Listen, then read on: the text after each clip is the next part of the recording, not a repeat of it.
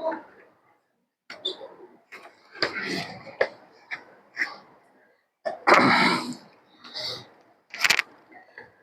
الحمد لله نحمده ونستعينه ونستغفره ونعوذ بالله من شرور أنفسنا ومن سيئات أعمالنا من يهده الله فلا مضل له ومن يضلل فلا هادي له وأشهد أن لا إله إلا الله وحده لا شريك له وأشهد أن محمدا عبده ورسوله يا أيها الذين آمنوا اتقوا الله حق تقاته ولا تموتن إلا وأنتم مسلمون يا أيها الناس اتقوا ربكم الذي خلقكم من نفس واحدة وخلق منها زوجها وبث منهما رجالا كثيرا ونساء واتقوا الله الذي تساءلون به والأرحام إن الله كان عليكم رقيبا يا أيها الذين آمنوا اتقوا الله وقولوا قولا سديدا يصلح لكم أعمالكم ويغفر لكم ذنوبكم ومن يطع الله ورسوله فقد فاز فوزا عظيما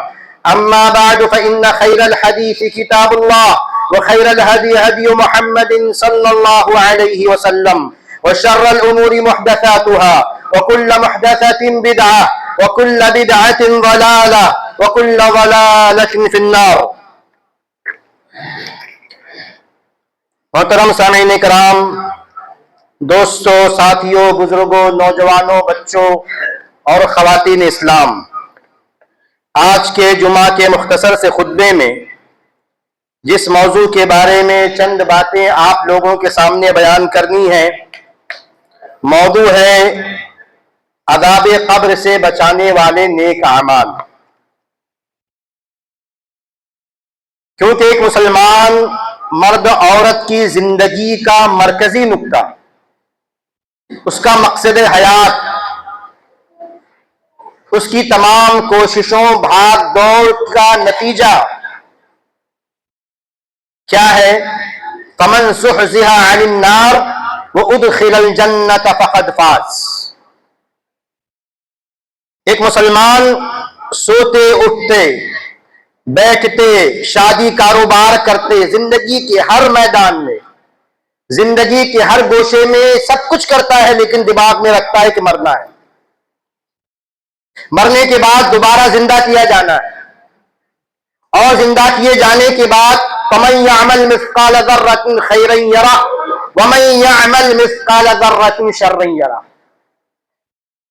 اللہ تبارک و تعالیٰ نے یہ جو مہلت دی ہے زندگی کی، یہ جو 50، 60، 40 سال شعور کے دیے ہیں، جس میں بندہ مکلف ہوتا ہے، بندی مکلف ہوتی ہے، اس میں انسان جو کچھ کرتا ہے اس کا حساب و کتاب ہونا.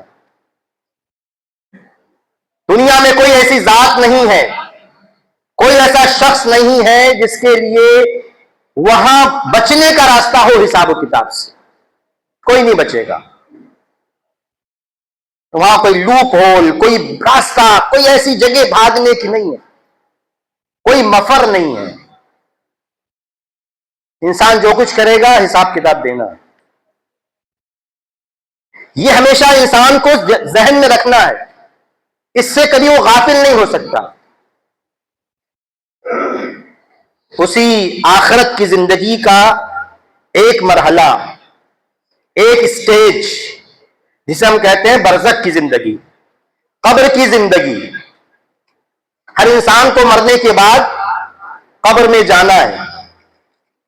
اس کی تفصیلات میں نہیں جانا مقصود ہے کہ کسی کی قبر مٹی ہے، کوئی جلا کے ختم کر دیا جاتا ہے، کوئی شیر کا لقمہ بن جاتا ہے، کوئی غرق آب ہو جاتا ہے.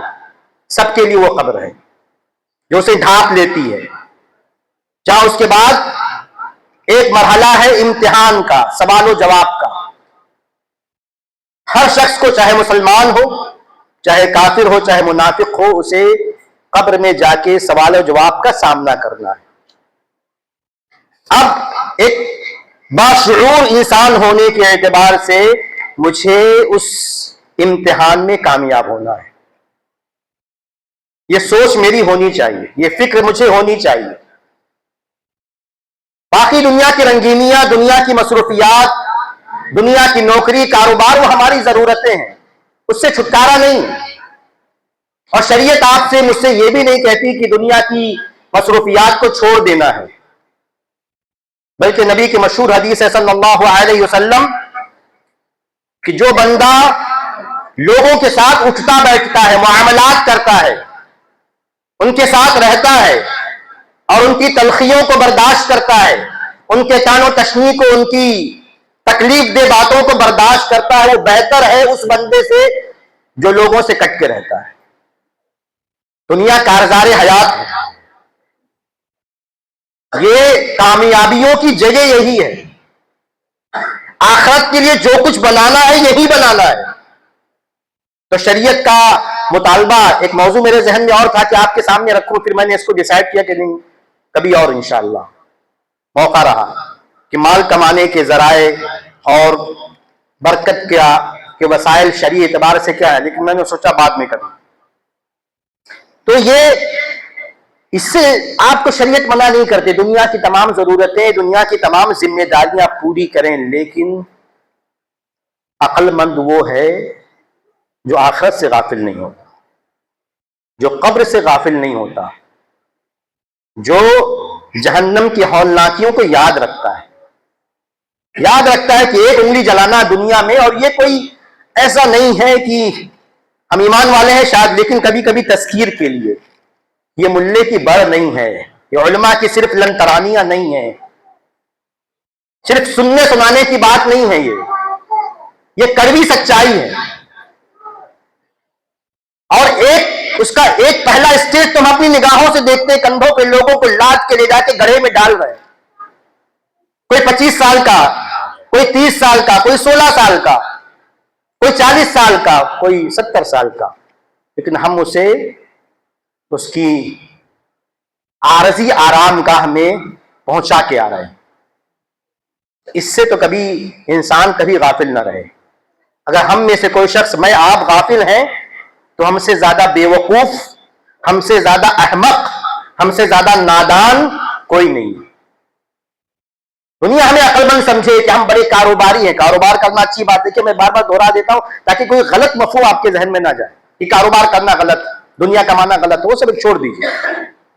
لیکن آدمی یہ سوچے کہ میں کاروبار میں بڑا ذہین، بڑا فتین، بڑا تجربہ کار، 40 سال کا ایکسپیرینس میرے پاس ہے، یہ ڈگریاں ہیں، یہ تعلیم ہے، اور یہ تجربے ہیں، یہ عقل مندی آئی کیوں، میرا لیول اتنا ہے، وہ تمام باتیں دنیا میں رہ جائیں گی۔ اصل عقل مندی یہ ہے کہ میں اپنے آپ کو قبر کے امتحان سے کیسے بچا لے جاتا ہوں، قبر کے عذاب سے کیسے بچا لے جاتا ہوں، جہنم کے عذاب سے کیسے میں، میری بیوی، میرے بچے، میرے والدین، میرے بھائی بہن کیسے بچیں گے قیامت کے دن۔ یہ عقل مند آدمی، ہوش مند آدمی یہ ہے جو دیکھ رہا ہے کہ بیوی سے بڑی محبت ہے، بچوں سے بڑی محبت ہے، والدین بڑے پیارے ہیں، لائق احترام ہیں، بھائی کی محبت الفت ہے دل میں، سب کچھ ہے، لیکن میں ان کو بچانے کے لیے کیا کر رہا ہوں، اس کی تفصیلات مقصود نہیں ہے۔ لیکن آج جو موضوع ہے تھوڑا بہت ہو جائے کہ عذاب قبر سے بچانے والے اعمال۔ اس سے پہلے تھوڑی سی حدیث، چھوٹی چھوٹی 1-2 حدیثیں قبر کے بارے میں، قبر کے فتنے کے بارے میں۔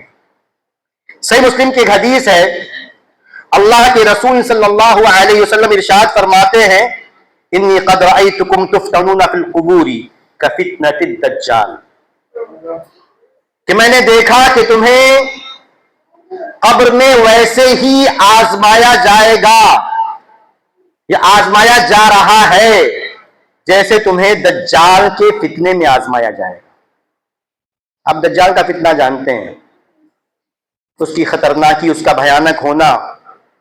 دجال کا فتنہ اتنا بڑا ہے، صحیح حدیث آپ نے 12 علماء کرام کی زبانی سنا ہوگا کہ دجال کا فتنہ اتنا بڑا ہے کہ ہر نبی نے، آنے والا بعد میں ہے، وہ دجال بعد میں آنے والا ہے، قیامت سے قریب آنے والا ہے، لیکن نبی اکرم صلی اللہ علیہ وسلم نے ارشاد فرمایا کہ ہر نبی نے اپنی امت کو دجال کے فتنے سے خبردار کیا ہے، سب نے ڈرایا ہے۔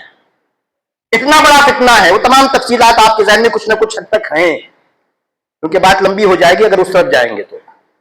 اب دجال کا اتنا بڑا فتنہ ہے، اس کی تمام بڑے بڑے فتنے ایسے فتنے کہ انسان کے عقل کو معاف کر دیں، انسان سمجھ نہ پائے، کہیں اپنی عقل اس کی ماری جائے، کہیں اس کی ضروریات اسے دجال کی پیروی پر آمادہ کر دیں گے۔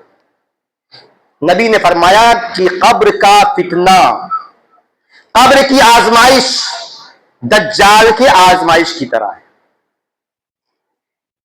ایک اور حدیث صحیح مسلم کے حوالے سے کہ نبی نے فرمایا صلی اللہ علیہ وسلم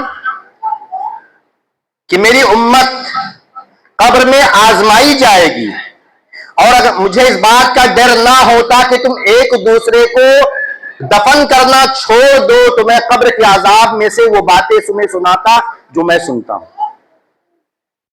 لیکن قبر کا عذاب، جس کو عذاب دیا جا رہا ہے، اس کی چیخیں، وہ عذاب دینے کے جو وسائل و ذرائع ہیں، جو فرشتوں کی آواز ہے، وہ تمام چیزیں اتنی بھیانک ہیں، اتنی خوفناک ہیں کہ تم برداشت نہیں کر پاؤ گے، تم ڈر کے مارے ایک دوسرے کو دفن کرنا چھوڑ دو گے۔ اس لیے اللہ تعالیٰ وہ باتیں تمہیں نہیں سناتا ہے،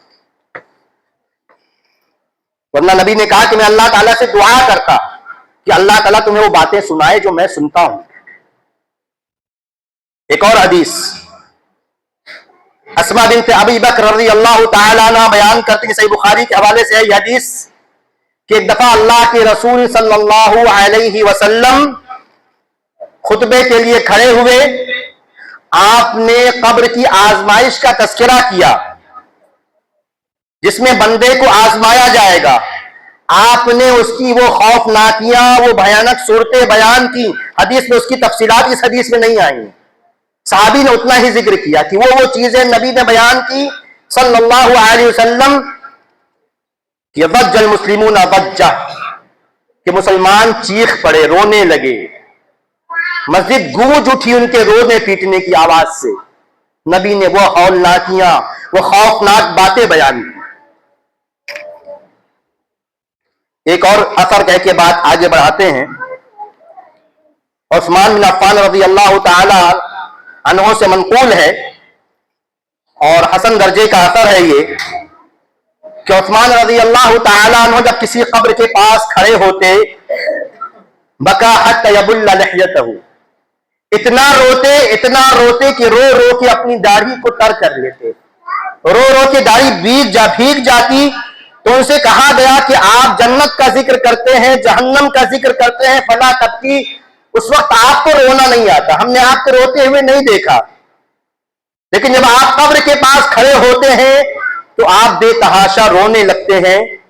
عثمان رضی اللہ تعالی عنہ نے کہا انی سمعت رسول اللہ صلی اللہ علیہ وسلم، کہ میں نے اللہ کے رسول صلی اللہ علیہ وسلم کو فرماتے ہوئے سنا، القبر اول منازل الآخرہ، قبر آخرت کی منزلوں میں سے پہلی منزل ہے، فَإِن نَجَا مِنْهُ فَمَا بَعْدَهُ أَيْسَرُ مِنْهُ، اگر کوئی مسلمان، کوئی انسان وہاں نجات پا گیا تو بعد کے مرحلے اس کے لیے آسان ہو جائیں گے، اگر وہاں نجات نہیں پایا، وہاں پھنس گیا، فَمَا بَعْدَهُ أَشَدُّ، اس کے بعد کے مرحلے اس کے لیے اور سخت ہو جائیں گے، اور دشوار گزار ہو جائیں گے۔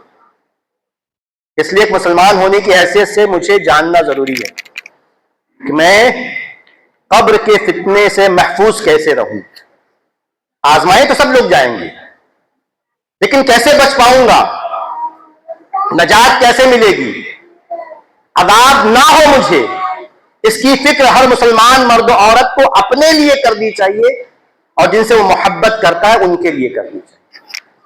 چند باتیں وہی بیان کرنی ہے، اور ایک بات مطالعے کے دوران یہ سمجھ میں آئی کہ حدیثوں میں، قرآن کی آیتوں میں جو بچانے والے اعمال بیان کیے گئے ہیں وہ کوئی ٹوٹکے نہیں ہیں، وہ نسخے نہیں ہیں کہ آپ یہ کر لیں تو یہ ہو جائے گا، ایک دعا پڑھ لیں تو کامیاب ہو جائیں گے، یہ وظیفہ پڑھ لیں تو کامیاب ہو جائیں گے، یہ ورد کر لیں تو عذاب قبر سے محفوظ ہو جائیں گے۔ عام طور پر حدیثوں میں اس طرح کی باتیں نہیں ہیں، حدیثوں میں پوری زندگی کا رویہ بتایا گیا ہے، طرز زندگی آپ کا کیسا ہو تو آپ قبر کے عذاب سے بچ جائیں گے، آپ کیسی زندگی گزارے، آپ کو کیا کیا کرنا ہوگا کہ وہ چیزیں آپ اپنی زندگی میں کریں گے تو قبر کے عذاب، اس کے فتنے سے بچ جائیں گے۔ حدیثوں میں ایک حد تک آپ دیکھیں، ایک کا دکا باتیں آخر میں آئیں گی، چھوٹی چھوٹی باتیں، لیکن بڑی باتیں یہی ہیں کہ ہمیں پوری زندگی میں رہنا کیسے ہے وہ بتایا گیا۔ ایک حدیث دیکھیے، سب سے پہلی بات، سب سے پہلا پوائنٹ کہ عذاب قبر سے، اس کے فتنے سے محفوظ رہنا ہے تو ہمیں علم دین حاصل کرنا ہے، ہمیں زیادہ سے زیادہ دین کے بارے میں معلومات حاصل کرنی ہے۔ ایک حدیث ہے مسند احمد کی جس کی سند صحیح ہے، اس کا تھوڑا سا ٹکڑا آپ کے سامنے رکھنا ہے جو ہمارے موضوع سے متعلق ہے۔ نبی اکرم صلی اللہ علیہ وسلم نے ارشاد فرمایا کہ دو فرشتے آئیں گے، اس مدفون انسان کو اٹھائیں گے اور اس سے پوچھیں گے من ربک، تیرا پروردگار کون ہے؟ فیقول ربی اللہ، تو کہے گا کہ میرا پروردگار اللہ ہے۔ اس سے کہیں گے تیرا دین کیا ہے؟ وہ کہے گا میرا دین اسلام ہے۔ اس سے کہیں گے ما ھذا الرجل الذی بعث فیکم، یہ کون شخص ہے جو تمہارے درمیان بھیجا گیا تھا؟ فیقول، تو مومن کہے گا ہوا رسول اللہ صلی اللہ علیہ وسلم، کہ وہ اللہ کا رسول ہے صلی اللہ علیہ وسلم۔ اب یہاں دیکھیے کام کی بات، فیقولان لہو، تو دونوں فرشتے اس سے کہیں گے وما علمک، تمہیں پتا کیسے چلا؟ تم نے جواب تو ٹھیک دے دیا، لیکن تمہارا مصدر کیا ہے؟ تم نے جانا کیسے؟ تمہیں پتا کیسے چلا کہ تمہارا رب اللہ ہے، تمہارا دین اسلام ہے اور تمہارے نبی محمد صلی اللہ علیہ وسلم ہے؟ تم نے جانا کیسے؟ وما علمک، فیقول، تو بندہ کہے گا قرأت کتاب اللہ، میں نے اللہ کی کتاب پڑھی، فآمنت بہ وصدقت، میں ایمان لایا اور میں نے اس کو سچا جانا۔ ذہن میں رکھنے والی بات، حدیث میں بیان کیا گیا، سبب پوچھیں گے فرشتے اس سے، صحیح حدیث یہ کیسے پتا چلا تمہیں؟ بندہ جواب دے گا میں نے قرآن پڑھا، میں نے حدیثیں پڑھی، میں نے علماء کرام کے دروس میں شرکت کی ہے، میں نے کتاب پڑھی ہے، میں نے میگزینز پڑھے اسلامی، میں نے درس میں شرکت کی، میں نے جمعہ کا خطبہ سنا ہے، جو بھی ذرائع دین کی معلومات کے ہو سکتے ہیں میں نے ان ذرائع سے، معتبر ذرائع سے اپنے دین کو جاننے اور سمجھنے کی کوشش کی پوری زندگی۔ یہ ایک دن کا عمل نہیں ہے، یہ پوری زندگی کا عمل ہے، یہ اللہ کی توفیق ہوگی۔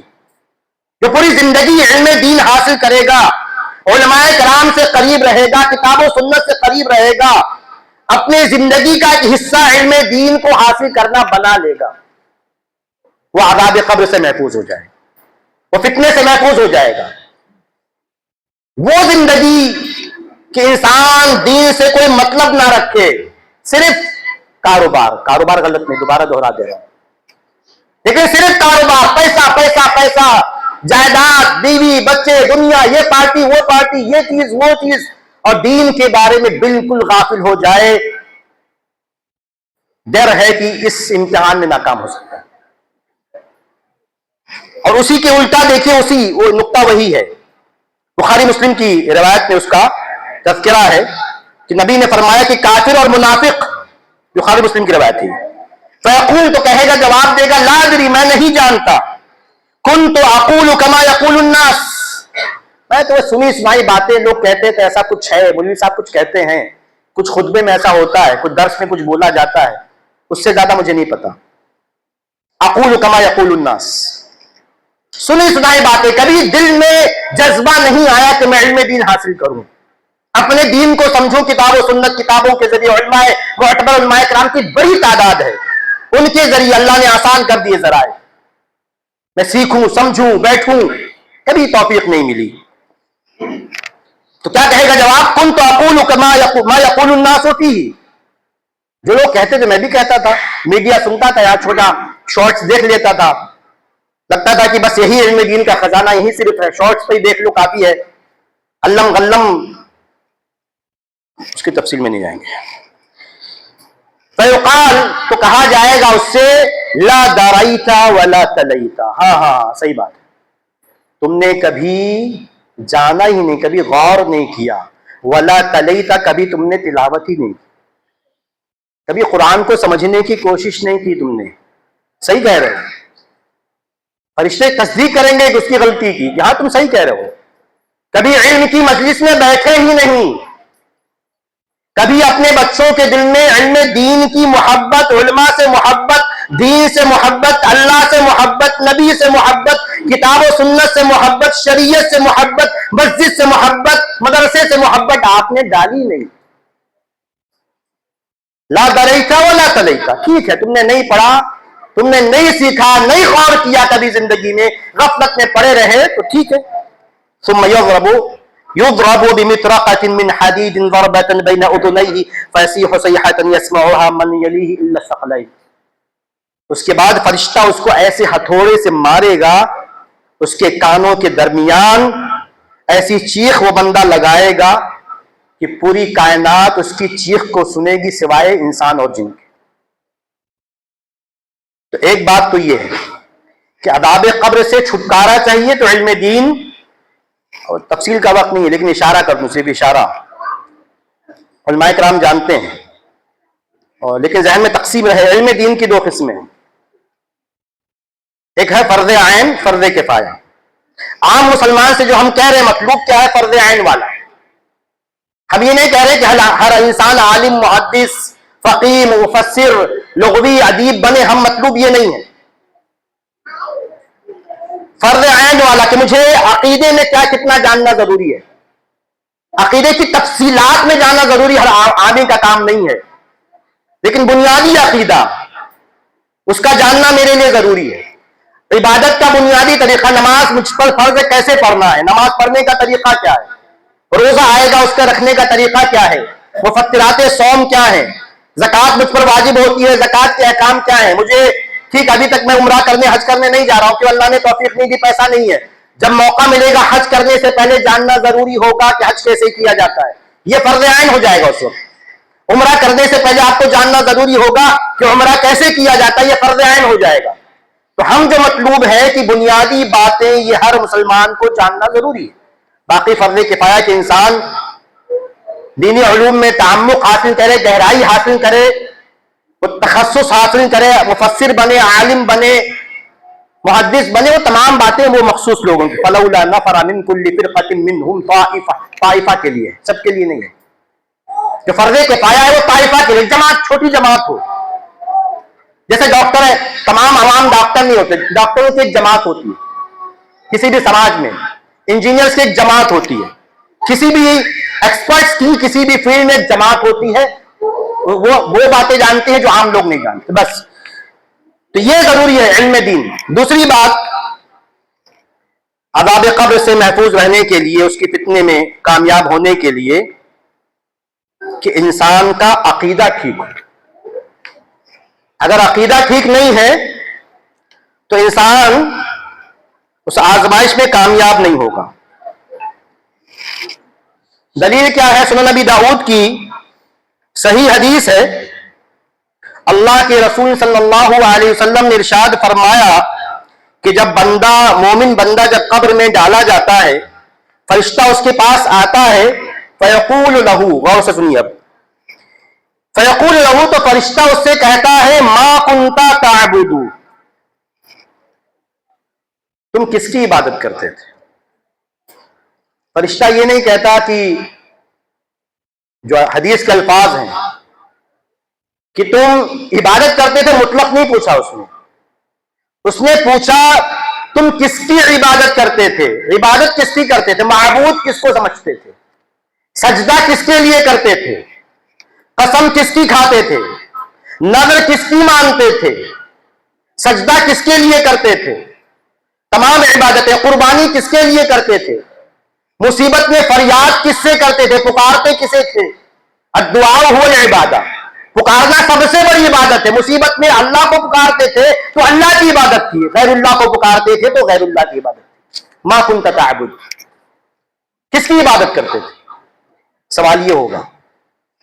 حدیث میں نبی نے کہا کہ فَإِن ہداہ اللہ، کہ اگر اللہ تعالیٰ نے اس کو ہدایت دی ہوگی، کہے گا، جواب دے گا کنت اعبد اللہ، میں اللہ کی عبادت کرتا، میرے سجدے اللہ کے لیے، میری نماز اللہ کے لیے، میری قربانی اللہ کے لیے، میرا قسم کھانا اللہ کی قسم کھانا، میرا طواف، خانے کعبہ کا طواف، اس کے علاوہ کسی اور گھر کا، کسی اور جگہ کا طواف نہیں، تمام باتیں میں اللہ کی عبادت کرتا تھا.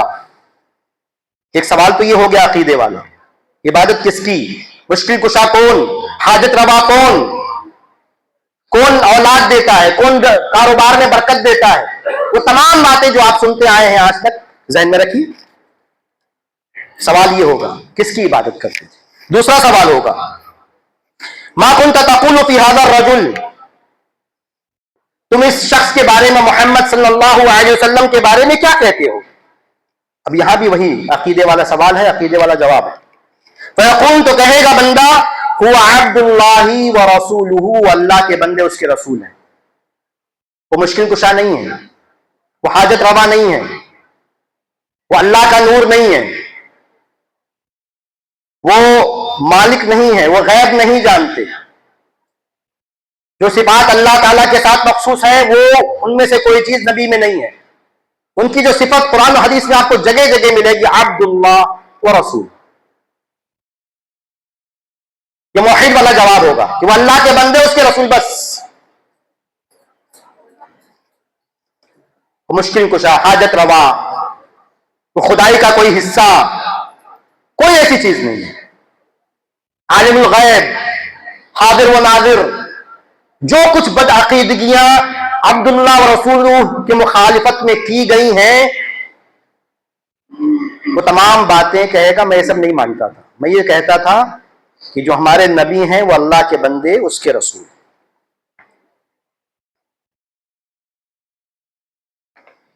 تو دوسری بات یہ تھی. تیسری بات، عذاب قبر سے محفوظ رہنے کے لیے میں نے کہا یہ سب باتیں وہ ہیں جو ایک دن کی باتیں نہیں ہیں. چاہے علم حاصل کرنا ہو، عقیدے کو درست کرنا ہو، صحیح عقیدہ رکھنا ہو، یہ ایک دن کی بات نہیں کہ آپ کو کوئی ٹٹکا، کوئی نسخہ پڑھنا ہے اچانک ایسا ہو جائے. پوری زندگی عقیدے کو ٹھیک ٹھاک رکھنا، کتاب و سنت کا عقیدہ حاصل کرنا ہے، اسی پہ جمے رہنا ہے. تیسری بات استقامت، کہ انسان پوری زندگی صحیح عقیدے پر باقی رہے، گناہوں سے بچتا رہے، نیکیاں کرتا رہے، اسی پر پوری زندگی گزارے. اس کا مطلب یہ نہیں ہے کہ انسان سے غلطی نہیں ہوگی. انسان کمزور ہے، گنہگار ہے، گناہ ہوگا، معصوم عن الخطا کوئی نہیں ہے.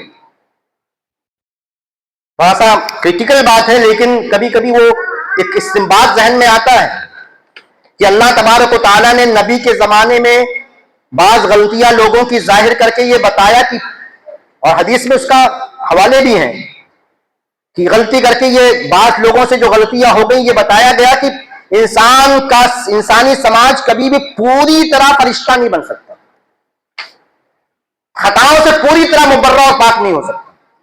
مشہور حدیث آپ جانتے ہیں، صحیح حدیث، نبی نے فرمایا صلی اللہ علیہ وسلم کہ اگر تم گناہ نہیں کرتے تو اللہ تعالیٰ تمہیں فنا کر دیتا، ختم کر دیتا. ایسے لوگوں کو لاتا جو گناہ کرتے، اللہ تعالیٰ سے حضور توبہ کرتے.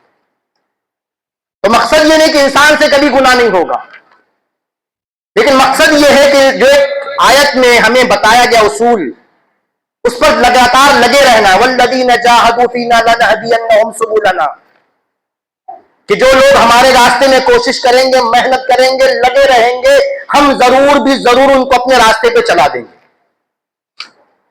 ایسا نہیں کہ بندہ کوشش کرے گا اسے راہ استقامت نہیں ملے گی، اسے ہدایت نہیں ملے گی، ایسا نہیں ہے. اللہ تعالیٰ ظلم کرنے والا نہیں ہے. آپ راہ ہدایت کو تلاش کرنے کی کوشش کریں گے، استقامت کی کوشش کریں گے، نیکی کرنے کی کوشش کریں گے، گناہوں سے بچنے کی کوشش کریں گے. اللہ تبارک و تعالیٰ نیکی کی راہیں آپ کے لیے آسان کر دے گا، برائی کے دروازے آپ پر بند کر دے گا. یہ اللہ کا وعدہ ہے. لیکن بندے کو کوشش کرنا ہوگا. برائی کے جو راستے ہیں، برائی کے جو دروازے ہیں، اس کے قریب بھی پھٹکنا نہیں ہے، آپ بچ جائیں گے انشاءاللہ. بہرحال تو ایک اہم نقطہ یہ ہے کہ انسان کو استقامت رکھنی ہے. مشہور آیتیں ہیں سورہ فصلت کی.